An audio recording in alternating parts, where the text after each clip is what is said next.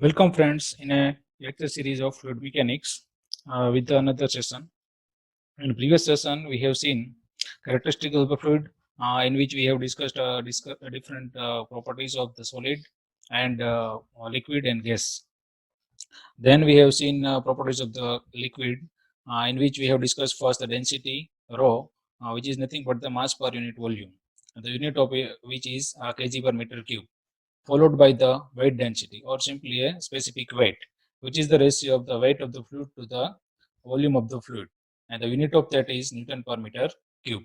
And we have derived the relation weight density equal to rho into g, which is widely used to calculate the volume of the any fluid, or sometime it may be used for solid, followed by the specific gravity, which is nothing but the relative density or relative mass density of any fluid, in which it is considered to relative to the standard fluid.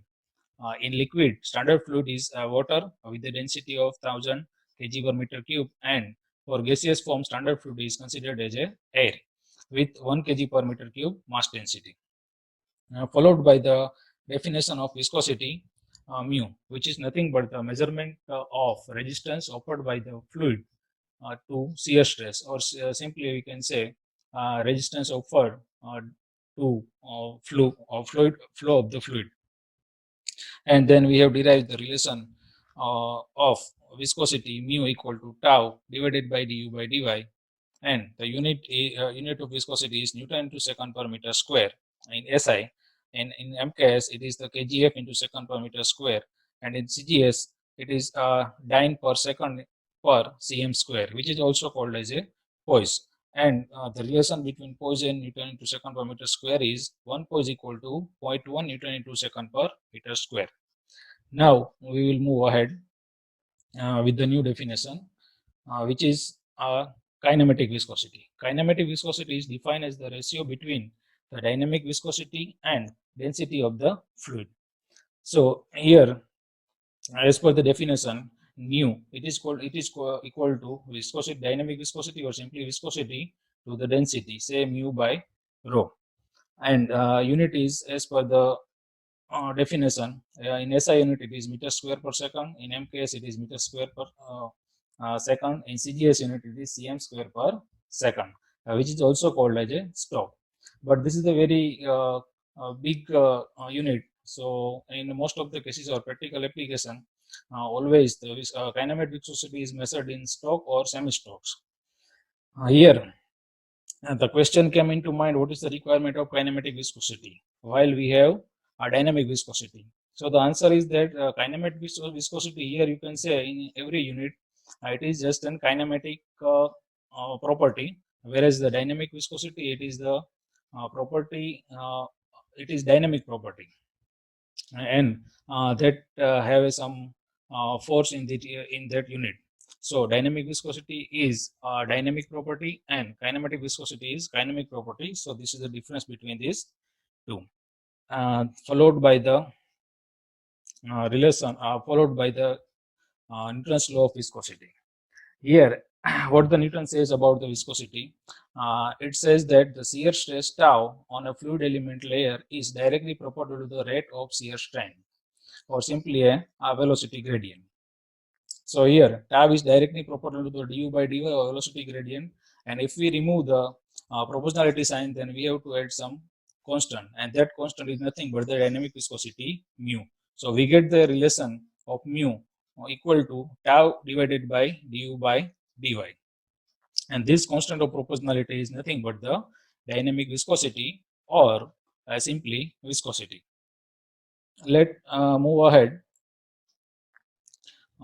Types of fluid according to the Newton's law of viscosity.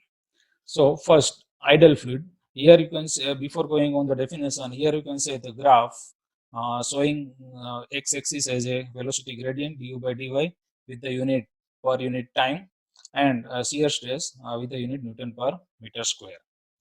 Let's see the types of fluid according to the Newton's law of viscosity. First is the ideal fluid.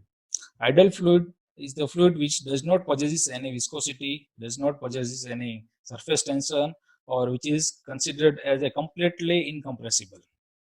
So it has a tau equal to 0. So ideal fluid you can put on the this x-axis here, and the mu is also equal to 0. But in nature or in real practical application, there is a no fluid no fluid considered as a ideal. But fluid which have a very low viscosity, it is considered to be as a ideal fluid in some applications. So this is the first ideal fluid.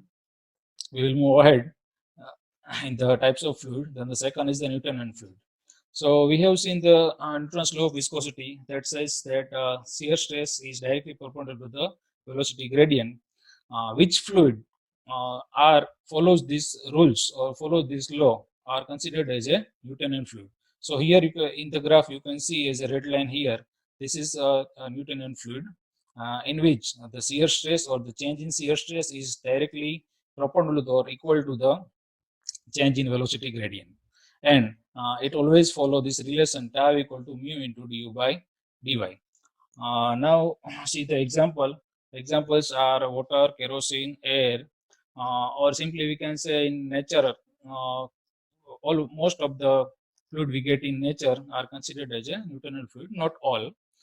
There are few fluids which does not follow the Newtonian fluid. So this is the Newtonian fluid. Now next type of fluid is non-Newtonian fluid. So it is just simply as a it is considered as a fluid which does not follow the Newton's law of viscosity. Say it does not have a linear relation between shear stress and velocity gradient, say du by dy.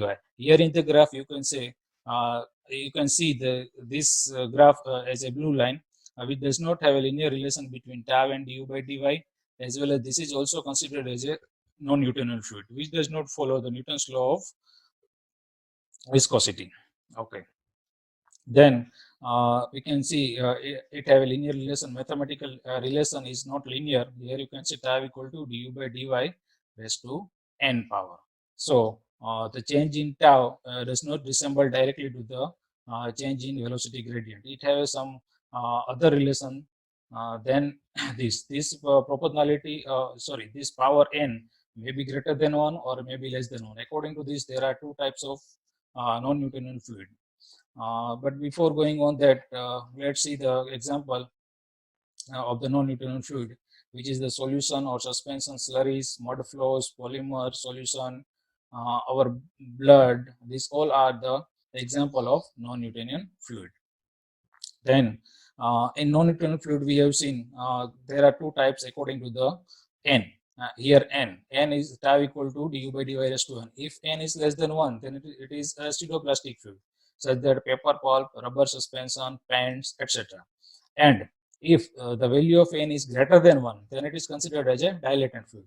So here you can see the dilatant fluid which have a value n is greater than 1, and non-Newtonian fluid or pseudoplastic fluid which have a value of n is less than 1. So in dilatant fluid, as the shear stress increases, the velocity gradient is increases more than the rate of tau. And in non-Newtonian fluid or pseudoplastic fluid, as the shear stress increases, the velocity gradient decreases, or the rate of increment is less than the shear stress. So these are the three types of fluid according to the Newton's law of viscosity. Let's move ahead. Then next is the plastic fluid. Here you can say there are ideal plastic fluid and thixotropic substance, or it is also considered as a plastic fluid which does not follow the Newton's law of viscosity.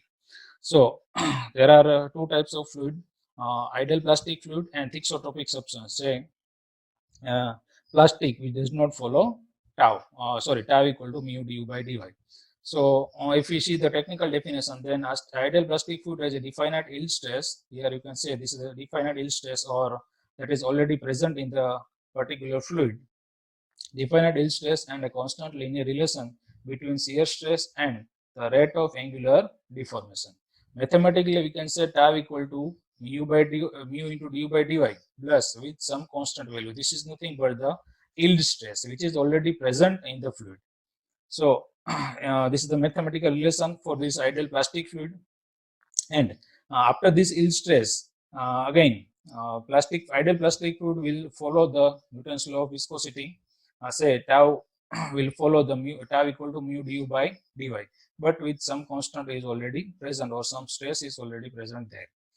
If you see the example, then sewage sludge, drilling muds, etc. are the example of plastic fluid.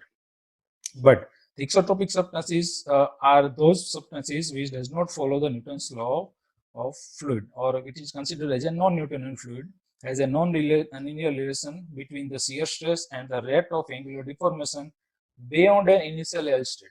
So, just like an ideal plastic fluid, it have already some stress or yield stress, but after that yield stress, it does not follow the Newton's law. So, in that manner, we can say it is an non-Newtonian plastic fluid. This is just for understanding in layman term we can say, but ideal term is the thixotropic substance. So in thixotropic substance, printers, inks, cream, honey, crude oil, etc. are considered as a thixotropic substances. So these are the two fluid which are considered as another type of fluid according to the Newton's law of viscosity. Now let us discuss about the change of or the changes in the viscosity of the fluid with respect to the temperature and pressure too. First we will discuss about the effect of temperature on viscosity. So here in the graph you can see liquid and gas both have a different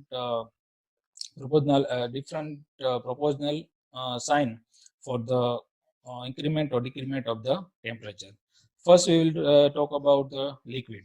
In liquid, the viscosity is responsible because viscosity is because of this intermolecular cohesion, which offers the resistance to flow. So, as the temperature increases, this cohesive force will decreases, and so the viscosity is also decreases. So, in liquid, we can say the temperature as the temperature increases, the intermolecular cohesion decreases, and so the viscosity also decreases. While in gaseous, it have some different relation because in gaseous form, intermolecular cohesion intermolecular cohesion force is very less comparative to the liquid.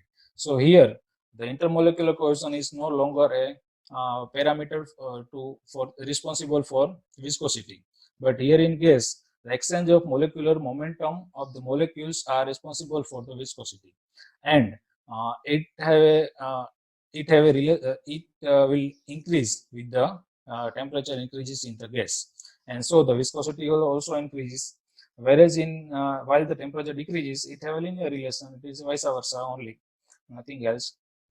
So in liquid and gaseous, there are two different parameters which is responsible for the viscosity, and so both have a different relation with the increase of temperature.